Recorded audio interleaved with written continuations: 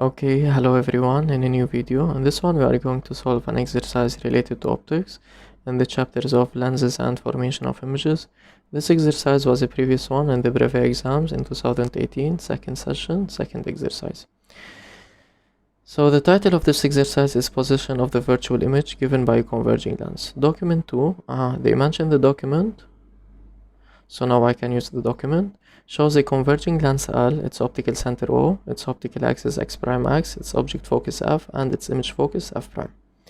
A luminous object AB of size AB is equal to 2 cm is placed at a distance D1 from L. So D1 here represents the distance, object lens.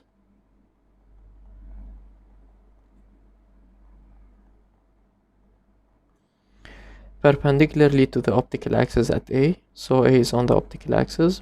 A prime B prime is the image of AB given by L. It is situated at a distance D2 from L.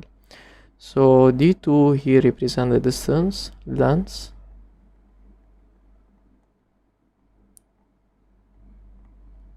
image, okay? And here we have the document. Now in number 1, they are telling me show that the focal length of L is F is equal to 15 centimeters.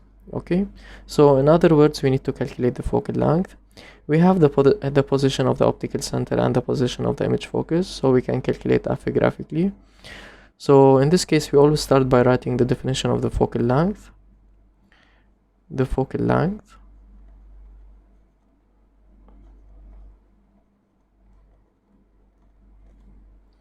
is the distance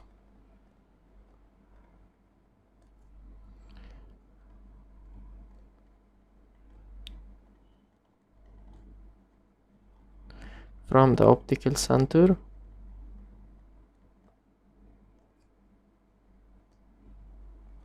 to the image focus. And now let's calculate the focal length. So the focal length is equal to the distance from the optical center, which is the point O, to the image focus, which is the point F prime, and we don't forget the bar because this distance may be positive or negative. So F is equal to F prime bar, the distance from the optical center to the image focus, which is in the same direction of the positive x-axis. Therefore the focal length is positive. And now we count the number of divisions between O and F prime. We have 1, 2, 3, 4, 5, 6.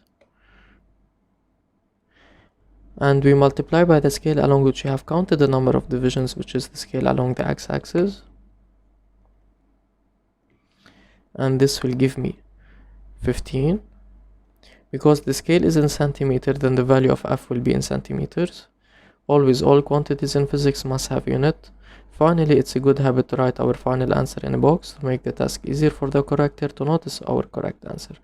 So the focal length is equal to 15 centimeters, which is a positive number, and which verifies that the used lens is a converging lens, because we know that always for a converging lens, the focal length is positive. So this is it for number 1. Now in number 2, they are telling me the adjacent table gives for different values of D1 the corresponding values of D2. 2.1, referring to the table, this table, how does D2 vary when D1 increases?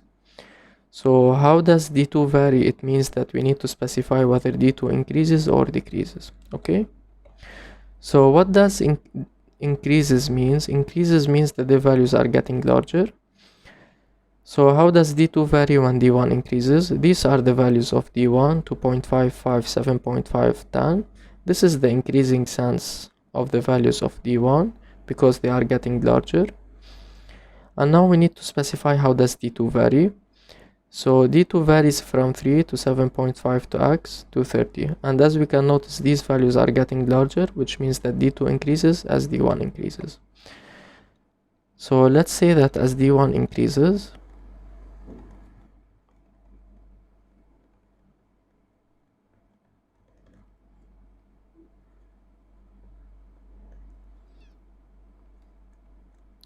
D2 varies from 3 centimeters to 7.5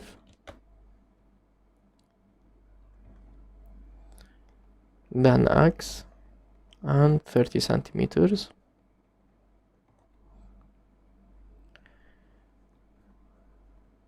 Then as d1 increases,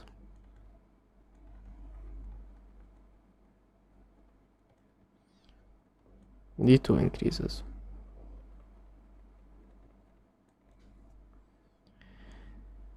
Now in 2.2, out of the following values, 5 centimeters, 15 centimeters, and 40 centimeters, choose the value corresponds to x. Okay, so what does x represent? X represents the value of d2, and we have proved that d2 is increasing. So let's say that since d2 increases,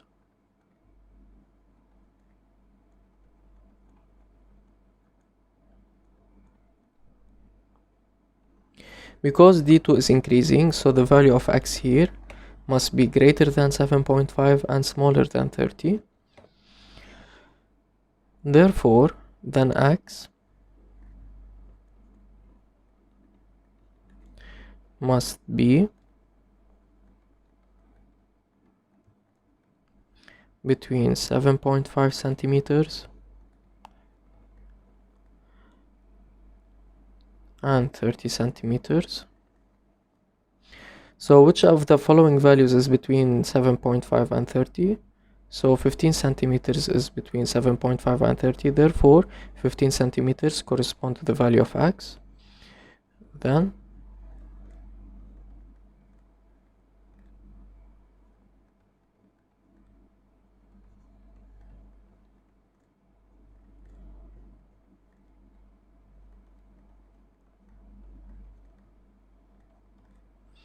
so x is equal to 15 centimeters.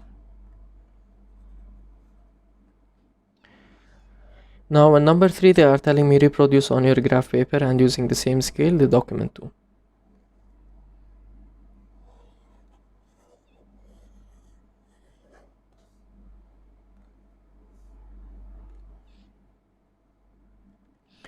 So the direction of propagation of light is taken from left to right. Then we place the optical axis having the same direction of that of propagation of light. This is the optical axis.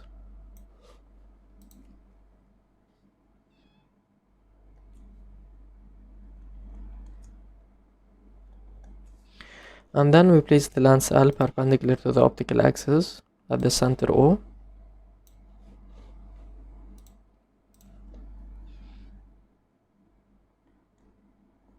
So the intersection between the optical axis and the lens L is the optical center O.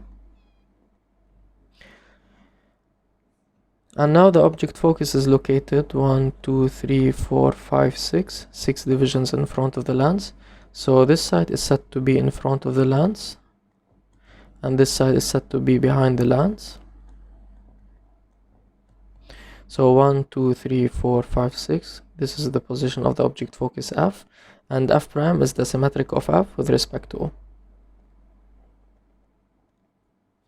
Okay, and the scale is given by 2.5 centimeter along the x-axis and 2 centimeters along the y-axis.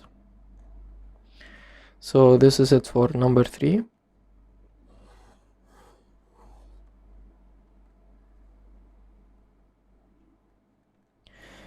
Now in number 4, they are telling me the object AB is at 7.5 centimeters from L.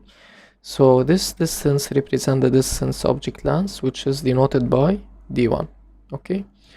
4.1, they are telling me place AB on the preceding reproduction respecting the chosen scale. So D1 is equal to 7.5 centimeters. And we divide by the scale along which we are putting data, scale along the x-axis.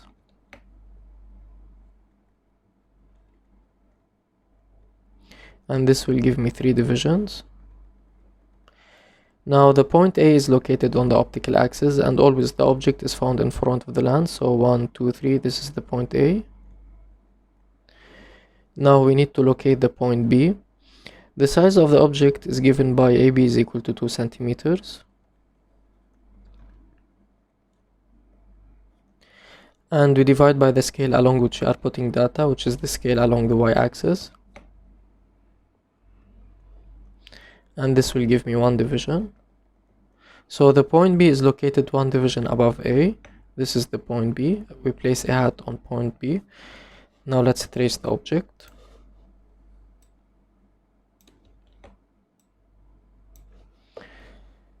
So this is it for 4.1. Now in 4.2, they are telling me construct without explanation the image A prime B prime. So we need to construct the image A prime B prime without explanation, and this means that we only need to trace.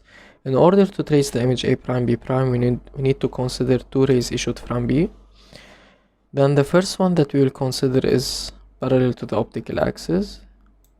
We know that this ray will emerge passing through the image focus. And the second ray that we'll consider is passing through the optical center. We know that it will emerge without deviation. And we don't forget arrows on light rays that indicate the direction of propagation of light, incident rays as well as emergent rays. Now, in order to obtain the image, we require for the emergent rays to intersect, but notice that these emergent rays, they don't intersect behind the lens. Therefore, we need to prolongate them backward. This is the prolongation of the first emergent ray, and this is the prolongation of the second emergent ray. And always the intersection of the prolongations or the emergent rays is the image of the object. Notice that these prolongations are coming from these emergent rays that are coming from these incident rays that are coming from B. Therefore, their intersection will be the image of B, which is the point B prime. Moreover, a hat is found on B directed away from the optical axis. Then we need to place a hat on B prime directed away from the optical axis like this. Now here the image A prime B prime consists of 2 points. We have traced the point B prime. Now we need to trace the point A prime. Here the point A represents the foot perpendicular of B on the optical axis. Therefore, A prime will also represent the foot perpendicular of B prime on the optical axis. Now let's trace the image. And the image is dotted because it is the intersection of the prolongation of the emergent rays. Okay, so done for 4.2. Now in 4.3, they are telling me verify graphically the value of x. So we need to calculate graphically the value of x. What does x represent? So x represents d2, and what does d2 represent? d2 represents the distance lens image. So in other words, we need to calculate the distance between the lens and the image. So let's write down distance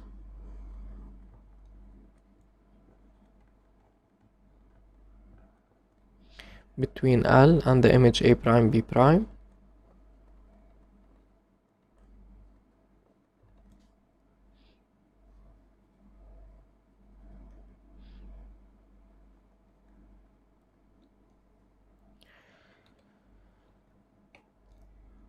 So now x consists of 1, 2, 3, 4, 5, 6 divisions, and we multiply by the scale along which we have counted the number of divisions, which is the scale along the x-axis, and this will give me 15. Because the scale is in centimeters, so the value of x will be in centimeter. So x is equal to 15 centimeter, which verifies the value of x that we have calculated or determined in part 2.2. Therefore, this is verified. And by this, we have finished solving this exercise. Hope it was beneficial for you guys out there watching this video, and see you soon on another one.